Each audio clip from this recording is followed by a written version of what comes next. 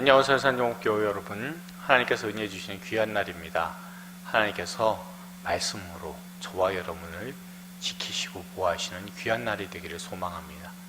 자, 오늘 우리가 하게 되는 내용은요, 어제 했었던 선지서의 내용들을 우리가 하나하나 개별적으로 좀 알아보는 시간을 갖도록 하겠습니다. 왜냐하면요, 하나하나 개별적인 그런 선지서의 내용들을 각 권으로 들어가서 바로 하면 좋기도 하지만, 그렇지만 가끔씩은 그 앞뒤에 있는 선지서들과의 비교를 하면서, 또한 이게 어떤 식으로 시간상으로 이게 진행이 되는지를 우리가 알게 되면 더 선지서의 내용들을 풍부하게 이해할 수 있기 때문에 우리가 바로 이 작업을 한번 해보려고 합니다.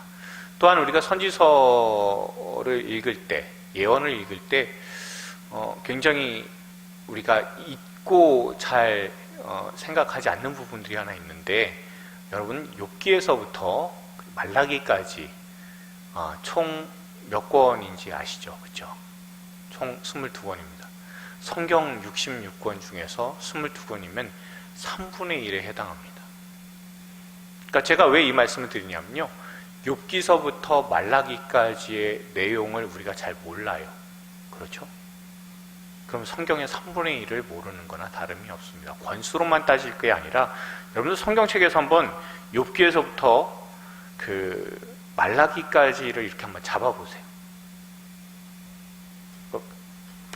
이렇게 보시면은 역사서 5경이 제일 내용이 많을 겁니다. 그렇죠?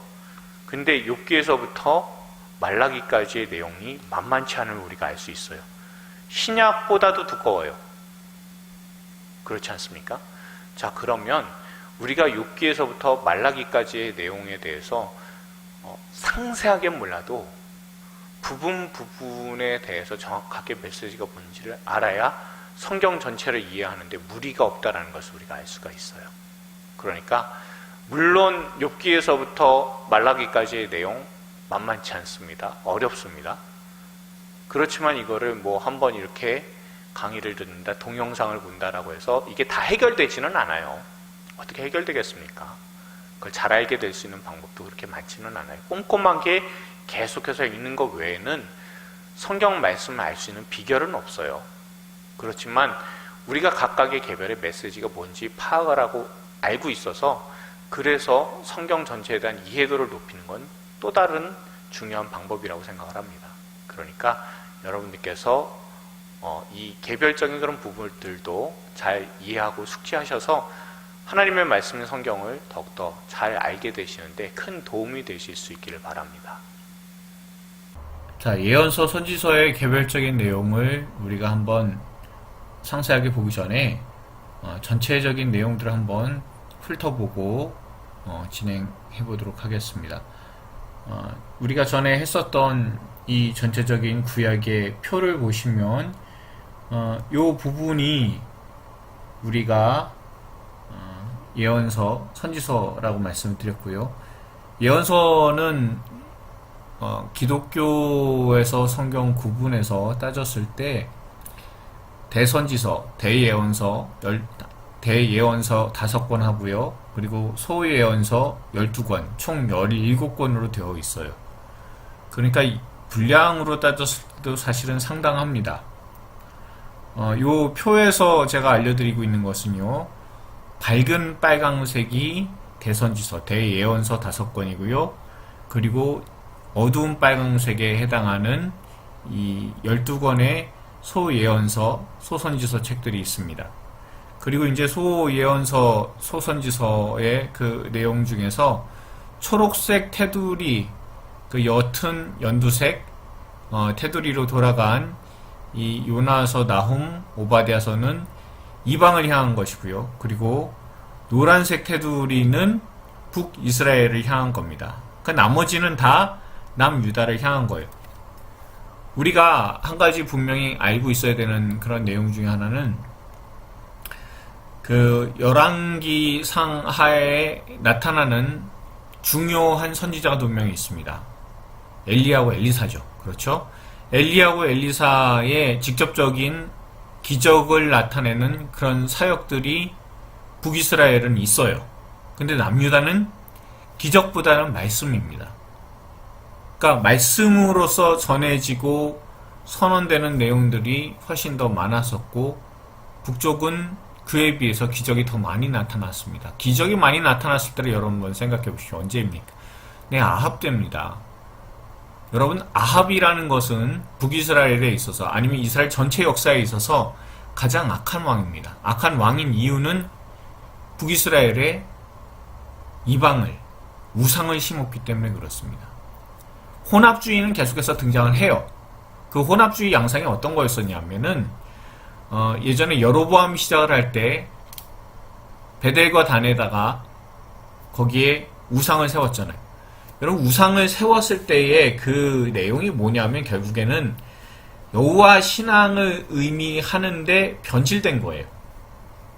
그러니까 하나님의 형상을 드러내는 모습이 바로 우상인 겁니다. 우리가 금송아지 우상 출애굽기 때도 보잖아요. 그거랑 똑같다고 보시면 됩니다. 근데 아합은 달라요. 아합은 이세벨로부터 영향을 받아서 그래서 이방으로부터 우상을 도입을 하는데 거기에 여호와 신앙을 핍박을 하게 됩니다. 그러니까 더 많이 이방 우상 숭배가 훨씬 더 전국적으로 일어나고 더 많이 번지게 되고 바알과 아세라가 너무나 많이 퍼져버리게 된 그런 상황입니다. 거기에서부터 북이스라엘이 거의 돌이키지 못하는 상황이 되었기 때문에 아합이 악한 왕이다라고 분명히 성경에서는 주장하고 있습니다. 그러니까 다시 말하면 아합 때에 엘리야 선지자, 엘리사 선지자 이런 사람들이 활약을 할 수밖에 없었던 이유는 뭐냐면 그 북이스라엘이 가장 위기에 처한 그런 상황이었었다는 것을 의미를 합니다. 다시 말하면 제가 말씀드린 게 뭐냐면요. 선지자들의 활동이라는 것이 결국에는 나라의 어려움과 무관하지 않아요. 자, 여러분들 요에서를 이렇게 보시게 되면 요에서 같은 경우에는 특별하게 이제 요아스나 북이스라엘에 있어서 요아스, 남유다에서는 요아스나 아마샤 왕 때입니다. 이때는 그렇게 크게 어려울 때는 아니다라고 생각할 수 있어요. 왜냐하면요, 이때가 주전 835년경이기 때문에 이때는 그 아수르가 그렇게 크게 일어나거나 위협이 될 만한 상황은 아니었었습니다. 그런데 요에서에서 분명히 언급하고 있는 내용이 있습니다. 뭐냐면요, 메뚜기가 일어나게 될 것이다. 메뚜기 재앙인데 근데 그 말씀들을 잘 읽어보면 그냥 메뚜기가 아니라 사람 메뚜기입니다. 다시 말하면 아수르의 위협이 실질적으로 나타나게 될 것이다. 그러니까 그 전에 하나님께 회개하고 돌아와라라는 메시지가 요엘서 안에 들어가 있어요. 그러니까 국가적인 위기로 따졌을 땐 점점 이제 북이스라엘은 남유다는 큰 문제가 생기게 될 겁니다. 그러니까 빨리 하나님께로 돌아오라라는 거예요. 여러분, 제가 어제 말씀을 드린 것처럼요, 일단은 포로 이전에 있었던 시대의 메시지는 무조건 돌아와라예요. 너희들의 마음을 찢고서라도 다 돌아오라라고 하나님께서 말씀을 하고 계시는데, 그런데 점점 불안해져 갑니다. 그런 상황에서 이 아수가 점점 강성해지는 그런 상황입니다. 제국들이 일어나기 시작해요. 주변에 있었던 암몬이든 모압이든 에돔이든 뭐 블레셋이든 아니면 아람이든 그렇게 크게 두렵진 않아요. 나라를 아예 멸망시키고 그리고 성전을 파괴할 만큼의 그런 무서운 그런 세력들이 아닙니다. 사실은요. 그러니까 동네에서 골목대장 놀이하고 있는 거나 다름이 없다라고 생각하시면 돼요. 그렇지만 제국은 달라요. 제국은 기업형 조폭 생각하시면 됩니다. 그러니까 동네에 있었던 이런 어떻게 보면 이렇게 표현하면 좀 안 좋습니다만 뭐 주변 이스라엘이나 아니면 남유다나 주변에 있었던 그런 나라들은 그냥 동네에 노는 형들이에요. 양아치와 같습니다. 그러니까 서로 이렇게 알력 다툼하고 세력 다툼하고 그러는 거예요. 그러나 저기 북쪽에서 일어나기 시작한 제국들은 얘기가 다른 거예요. 아주 강력합니다. 그래서 다 먹어치우는 상황이 발생을 합니다. 그렇게 아수르가 점점 세력을 넓혀 나갈 때 그때의 북이스라엘은 오히려 강성해졌지도 가장 최강이었었던 시기 여로보암 2세였었습니다. 우리 이 정도면 잘 살 수 있고 이 정도면 강력하다고. 그리고 계속해서 그냥 그런 강력함을 힘으로써만 누르는 게 아니라 머리도 좋게 세상의 기준으로 따졌을 때 머리도 좋게 계속해서 아수르나 아니면 애굽이나 계속 동맹을 맺으려고 시도를 합니다. 그러니까 국가적인 위기를 그것을 신앙으로 극복하고 믿음으로써 해결하려고 하는 게 아니라 세상의 방식으로 해결하려는 그런 시도들이 이루어지고 계속해서 나타나고 있기 때문에 선지자들은 목소리를 높여서 하나님께로 돌아가라라고, 그래야만 살 길이 있다고 이야기를 하는 시대입니다. 그러니까 다시 한번 정리를 하면요, 선지자가 활약을 하고 선지자가 목소리가 높아졌다라는 것은 당시의 신앙에서 벗어났다라는 겁니다. 하나님을 올바로 섬기는 그런 모습에서 벗어나 있으니까, 그러니까 하나님께 돌아가라라는 거예요. 그리고 돌아가지 않으면 이방의 그것보다도 아주 강력한, 그동안 보아오지 못했었던 주변국의 나라, 모압, 암몬 이런 나라들의 공격, 이거하고는 전혀 어떻게 비교도 해볼 수 없을 정도로 강력한 나라들이 일어나서, 그래서 북이스라엘과 남유다를 공격해 들어올 것이다라고 경고를 하고 국가적인 위기의 차원에서 선지자들이 활약을 했다라는 것 여러분들 기억을 하시면 좋겠습니다. 그러면 이 분열 왕국 시대는 나라도 갈려있죠. 그리고 하나님을 믿는 믿음도 점점 좋아지지 않습니다. 그런 상황 속에서 어려움을 겪을 수밖에 없고 힘겨울 수밖에 없으니까 그때 하나님을 더욱더 섬겨야 되는데, 그렇지만 이스라엘은 절대로 그렇지 않고 계속해서 배역의 길, 계속해서 자기들이 알아서 살 길 찾아서 떠나다가 결국 북이스라엘이든 남유다든 다 멸망할 수밖에 없었던 그런 내용들이 우리가 역사서에서 알 수 있고, 또한 그 역사서 가운데서 여러 선지자들이 나타나서 하나님께로 계속해서 돌아오라고 그렇게 외치고 하나님 앞에 부르짖고 했었던 그런 내용들이 나온다는 것을 여러분들 꼭 기억하실 수 있기를 바랍니다. 자, 이제 선지서, 예언서의 개별적인 내용을 보도록 할게요. 분열왕국 시대의 선지자들을 우리가 보도록 하겠습니다. 저 분열시대라고 해서 저 가운데 깊이 이렇게 절벽처럼 되어 있죠. 그렇게 단절이 되어 있는 상황이다라는 거 보시면 되고요. 여기 나오는 일러스트는요, 성경 익스프레스라고 하는 책입니다. 테리 홀이라는 분이 지은 책인데요. 거기에서 있는 그런 일러스트를 제가 인용을 했습니다. 우리가 이때에서 제일 많이 오래된 그런 선지자는 요엘 선지자입니다. 요엘 선지자는 메뚜기 재앙으로 유명하죠. 그리고 그 메뚜기 재앙에 대한 내용뿐만이 아니라 그 메뚜기가 사실은 아수르를 가리키는 사람 메뚜기입니다. 여기 사람 메뚜기라는 것은 메뚜기처럼 모든 것들을 다 갉아서 없애버린다라는 그런 의미를, 파멸의 의미를 갖고 있는 곤충입니다. 자, 그런 날이 오기 전에 빨리 회복하라고. 그래도 회복 안 하면 망하게 될 거라고. 그렇지만 하나님께서 여러분들 그냥 두지 않으시고 내가 내 영을 만민에게 부어주리라 라고 하시는 하나님의 약속의 말씀이 있다는 것을 알려주는 책이 바로 요엘서고요. 주전 835년경쯤으로 보입니다. 그리고 북이스라엘도 요아스고 남유다도 요아스 왕 때 아니면 아마샤 왕 때 이때쯤 아닐까라고 추정을 합니다. 요엘이란 이름의 뜻은요, 하나님은, 여호와는 하나님이시다라는 그런 이름의 뜻을 가지고 있습니다. 자, 그리고 그 분열시대 위쪽으로 보시면 요나, 아모스, 호세아 선지자가 등장을 하고 있습니다. 자, 요나는요, 중요한 그런 내용은 우리가 니느웨가 회개하라라고 외친 그런 선지자다라는 거죠. 사실 요나는 다른 책에서도 나와요. 열왕기하에서도 등장을 하는데요. 열왕기하에서 거기에서 북이스라엘의 영토가 옛날처럼 다시 회복이 될 것이다 라고 그렇게 분명히 예언을 하고, 그게 여로보암 2세 때 이루어졌다라고 선명하게 등장을 하고 있습니다. 그렇게 요나는 니느웨의 회개, 그러니까 이방에 대해서 선언을 했는데, 우리가 요나서에 대해서의 메시지는 사실은 니느웨가 너네도 회개 안 하면 멸망하게 된다, 무너지리라, 니느웨 성 이게 다 파괴되리라, 그렇게 선언한 내용밖에 우리가 머릿속에 기억에 남는 게 별로 없어요. 왜냐하면 요나 선지자가 메시지를 선포한 게 그거밖에 없으니까요. 나머지는 다 요나 선지자가 이 메시지를 선포하는 데까지 걸린 과정 행적들이에요. 그 과정 행적들을 통해서 하나님께서는 이방도 아끼신다는 것을 분명히 알려주는 그런 내용이 요나서입니다. 주전 780년경쯤으로 보이고요. 여로보암 2세 때입니다. 그리고 요나라는 이름의 뜻은 비둘기라는 이름의 뜻을 가지고 있습니다. 아모스는요, 여러분들 보시면 거기에 다림추를 내리고 있죠. 다림추는 이렇게 건축을 할 때 이게 정확하게 수직인지 아닌지, 벽이 잘 쌓여져 가는지 이것을 확인하는 그런 도구가 다림추였었습니다. 여기서 삐뚤어졌다는 것은 뭔가 잘못됐다는 것을 알려주는 거죠.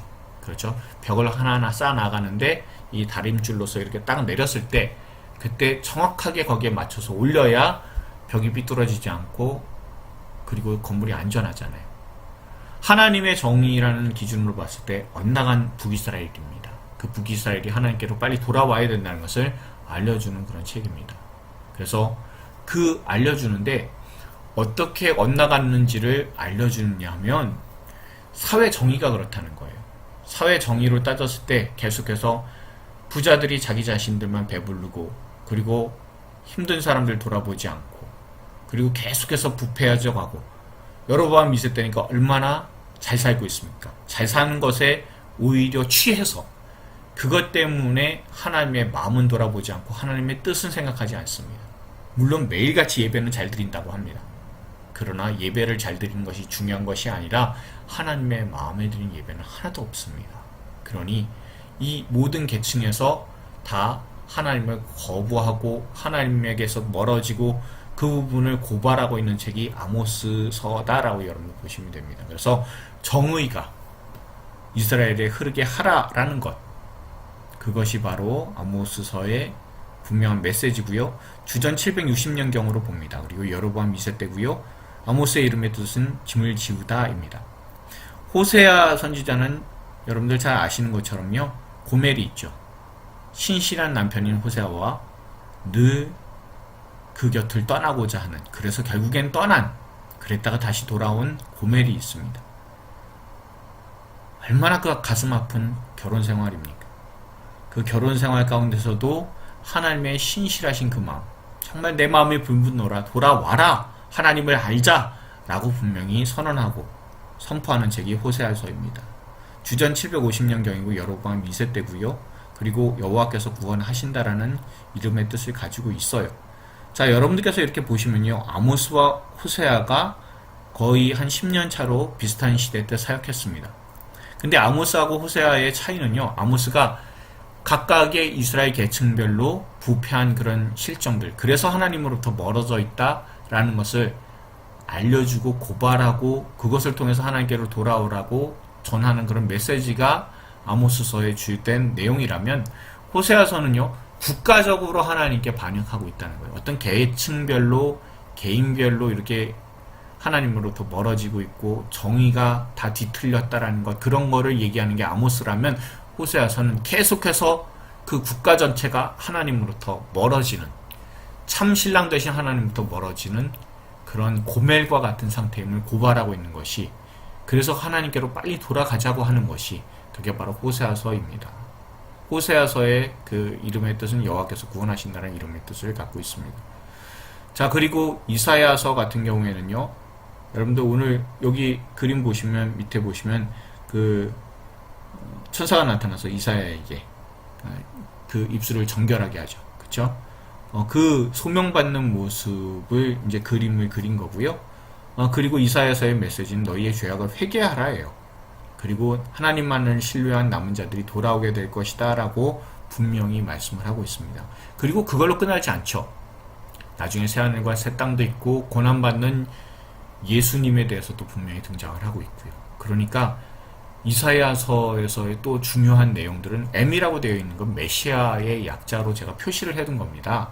그래서 메시아 예수에 대해서 분명히 증거하고 있는 책이기도 한 그런 내용이 바로 이사야서입니다. 주전 740년에서 680년경에 활약한 선지자로 보이고요. 그리고 성경책에 분명히 우시야, 요담, 아하스, 히스기야 이 네 왕 때 사역했음을 알려주고 있습니다. 그리고 이사야서의 그 이사야의 그 이름의 뜻은 하나님은 구원이시다라는 이름의 뜻을 갖고 있어요. 자, 미가 선지자도 이사야 선지자하고 비슷한 시기입니다. 근데 우시야가 빠지죠. 요담, 아하스, 히스기야 왕 때 그때 하나님의 말씀을 전한 선지자입니다. 그래서 이사야하고 그 활약한 연대가 별 차이가 안 나요. 주전 735년부터 700년경쯤으로 그렇게 알려져 있는 선지자입니다. 그리고 주된 메시지는요, 하나님께서 원하시는 것은 정의와 사랑과 겸손이다. 미가서 6장 8절 말씀입니다. 그리고 미가라는 이름의 뜻은 누가 하나님과 같으신가 라는 이름의 뜻을 가지고 있습니다.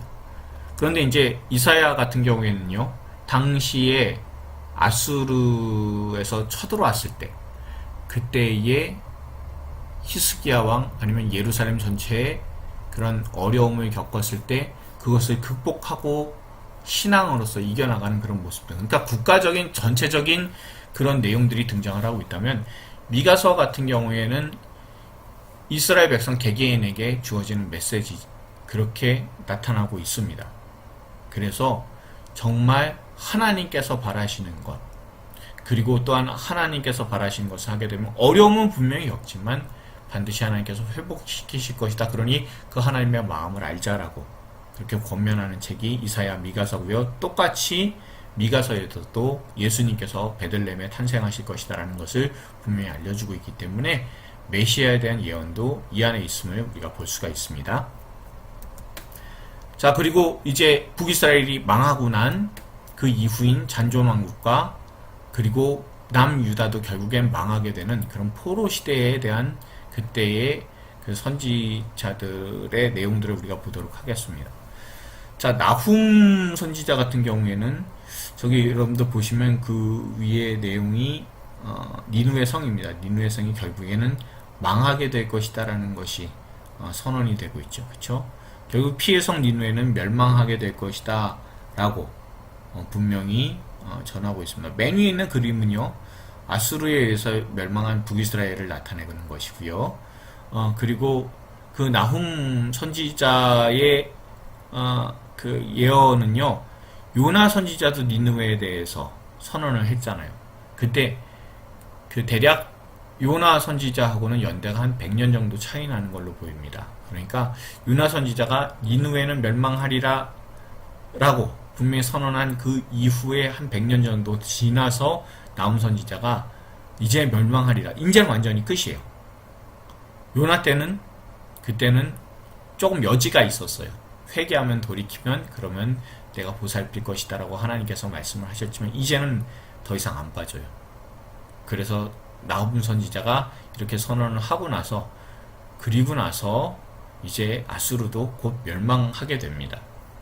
주전 680년경으로 보이고요. 이때 아마 남유다로 따졌을 때는 히스기야 왕 때가 아닐까로 그렇게 추측을 해봅니다. 그리고요, 나훔이라는 이름의 뜻은 위로자라는 이름의 뜻을 가지고 있습니다. 스파냐는요, 남은 자들이 회복되리라 라고 하는 그런 메시지를 갖고 있어요. 자, 스파냐 선지자가 선언한 그런 내용들을 보면 여호와의 날에 대한 내용들이 분명히 등장을 하고 있고요. 그리고 주전 630년경입니다. 아마 요시야 왕 때, 그때의 선지자로 보이고요. 어떤 학자들 같은 경우에는요, 요시야 왕 때 이 스파냐 선지자의 그런 메시지를 들음으로 거기에서 요시야 왕이 하나님의 은혜를 회복하고 그리고 종교개혁을 이끌게 되었다라고 그렇게 상관관계를 말씀하시는 분들도 있기는 합니다. 그리고 스바냐서를 지은 스바냐의 이름의 뜻은 여호와께서 숨기신다라는 이름의 뜻을 갖고 있어요. 자, 예레미야는요, 주전 625년부터 580년경입니다. 그리고 그때 이제 요시야 왕 때, 그때의 하나님의 말씀을 선포하기 시작했습니다. 그리고 시드기야 그 이후에도 활약을 했어요. 그러니까 586년에 3차 포로가 돼서 예루살렘이 멸망하잖아요. 그런데 그 이후에도 계속해서 하나님의 말씀을 선포하게 되는 선지자가 예레미야입니다. 예레미야 선지자의 그 메시지는요, 멸망에 순종하라고요. 정말 힘들죠. 누가 멸망에 순종을 합니까? 그러나 하나님의 뜻은 바벨론이 파괴하고 멸망시킬 때 그대로 낮은 마음으로 순종하라라는 겁니다. 그러면 70년 후에 돌아오게 될 것이다 라고 분명히 선언을 하고 있어요. 그것이 문제가 아니고 그것이 다 전부가 아니고 새 언약을 나중에 맺게 될 것이다라고 예레미야 선지자를 통해서 하나님께서 말씀하십니다. 그러니 거기에 결국에 새 언약 얘기가 나오면 예수님에 대한 얘기가 나올 수밖에 없어요. 그래서 메시아 예수님에 대해서 예언하고 있는 책이 예레미야입니다. 그리고요, 예레미야의 이름의 뜻은요, 여호와께서 세우신다라는 이름의 뜻을 가지고 있어요. 자, 하박국은요, 의인은 그의 믿음으로 살리라라는 그런 말씀을 우리가 잘 알고 있잖아요. 그렇죠? 그럼 하박국 같은 경우에는 아무것도 다 없어도 무화과 잎이 마르고 외양간에 송아지가 없고 아무것도 없어도 나는 여호와로 말미암아 찬양하리라라는 그런 내용인데, 사실은 그 내용이 결국엔 심판받은 그런 상황입니다. 나중에 가서 더 자세하게 보게 될 것이고요. 그리고 주전 610년경, 609년경쯤으로 봐요. 아마도 요시아 왕이 전사한 이후에, 바로 누고를 무기또에서 막아서다가 전사한 이후에, 그때에 남유다가 점점 패망의 길을 걸을 때, 하나님 도대체 이 땅을 그대로 내버려 두십니까? 왜 이렇게 악한 사람들이 판을 칩니까? 라고 하나님 앞에 부르짖으면서 나갔었던 사람이 하박국이고, 하나님께서는 그러면 내가 이방을 보내서 너네를 멸망시키겠다라고 했을 때 도저히 이해할 수 없는데 나중엔 그 하나님의 뜻을 끌어안게 되는 그런 내용이 하박국서의 내용입니다. 우리가 잘 아는 의인은 그의 믿음으로 말미암아 살리라라는 말씀이 있고요. 그리고 아마 이때가 여호아스 왕 때가 아닌가 추정을 합니다. 그리고 그 이름의 뜻은 끌어안다라는 그런 이름의 뜻을 갖고 있습니다. 자, 그리고 다니엘입니다. 다니엘은 주전 605년부터 536년경쯤 돼요. 자, 605년은 여호야김 왕 때 1차 포로가 바벨론에 의해 일어난 그런 때입니다. 이방으로 끌려갔습니다. 끌려가서 거기에서 성공한 스토리가 아니라 거기에서 하나님의 뜻이 무엇인지 알려주는 그런 내용입니다. 결국엔 느부갓네살의 꾸밈과 그리고 다니엘이 본 네 짐승의 환상을 통해서 알게 되는 것은 세상을 통치하는 분은 여호와 하나님이시다라는 겁니다. 그리고 다니엘이라는 이름의 뜻은 하나님의 심판자시다라는 이름의 뜻을 갖고 있어요.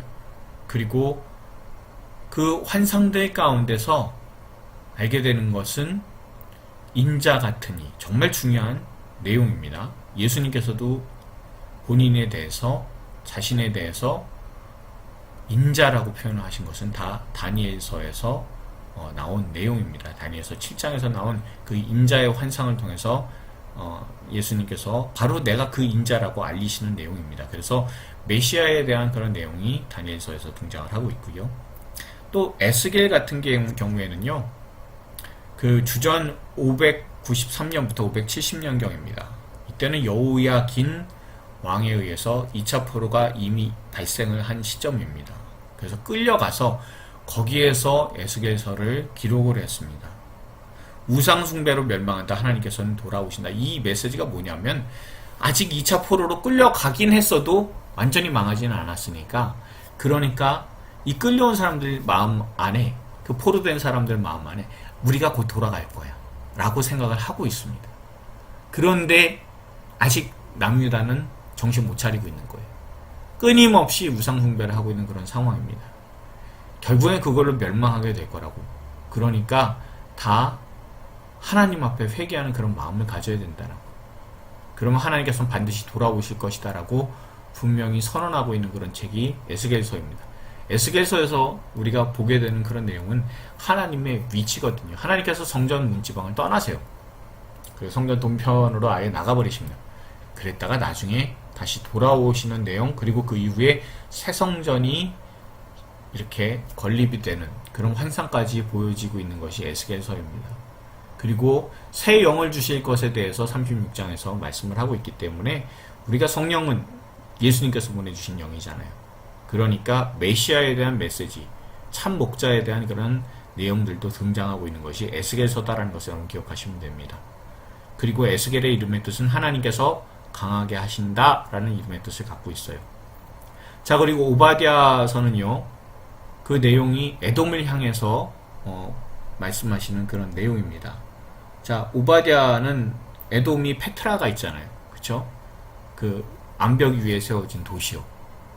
교만하고 지리적으로 위치가 좋다고 교만하고 지혜롭다라고 교만한 그 사람들을 향해서 하나님께서 그 선포하시는, 너네들 멸망할 거라고 선포하신 그런 내용입니다.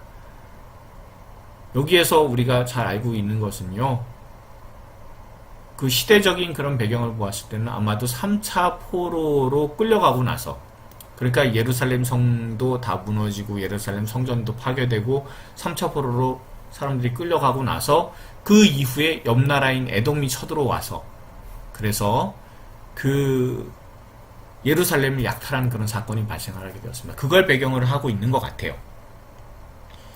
자, 그래서 결국에는 에돔의 멸망을, 이방의 멸망을 선언을 하고 있습니다. 여기 나홈이나 오바댜처럼 그 이름 테두리에는 연두색으로 이렇게 테두리가 되어 있다는 거 우리가 볼 수가 있고요. 그 메시지는 교만하지 말라, 하나님께서 꺾으신다라는 그런 말씀입니다. 그리고 주전 585년, 그러니까 586년에 멸망하고 나서, 그리고 그 1년 후의 내용일 것이다 라고 추정을 합니다. 그러나 한 850년경 이때가 그 꽤 초기 때 지어진 글일 수도 있겠다라고 예상하는 그런 학자들도 사실은 있어요. 이때는 아마 그 남유다의 여호람 왕 때가 아닐까라고 그렇게 추정을 하기는 합니다. 근데 오바댜라는 이름의 뜻은요, 여호와의 종이라는 이름의 뜻을 가지고 있습니다. 자, 그리고 재건 시대에 대한 그런 내용입니다. 여기 번호들이 있는데요, 번호를 따서 한번 설명을 해드리면 1번부터 7번까지 있죠. 자, 귀환을 하게 돼서 성전을 건축을 하게 됩니다. 그리고 성전 건축하고 나서 에스더서의 내용이 가장 오른쪽에 3번으로 등장을 하고 있고요. 그리고 하나님 앞에서 회개하면서 이방 여인과의 혼인을 끊어버리는 모습, 4번의 모습에서 등장을 하고 있고, 또한 5번은 성벽 재건입니다. 그리고 6번에서는 하나님의 말씀이 들려지게 되고, 거기에서 이제 하나님 앞에서 올바르게 살겠다고 언약식을 가지게 되며, 또한 하나님의 은혜 가운데서 다시 언약을 체결하고 거기에 살게 되는, 그 예루살렘 성에 살게 되는 사람들의 명단을 기록하고 있는 그런 내용들이 이렇게 전체적으로 그 다시 회복하고 나서, 복귀하고 나서의 그런 전체적인 내용들이 이런 내용으로 흘러가고 있어요. 그걸 배경으로 해서 나온 책이 학개, 스가랴, 말라기입니다. 여러분, 학개 선지자는 하나님께 우선 두라, 갚으신다라는 거예요.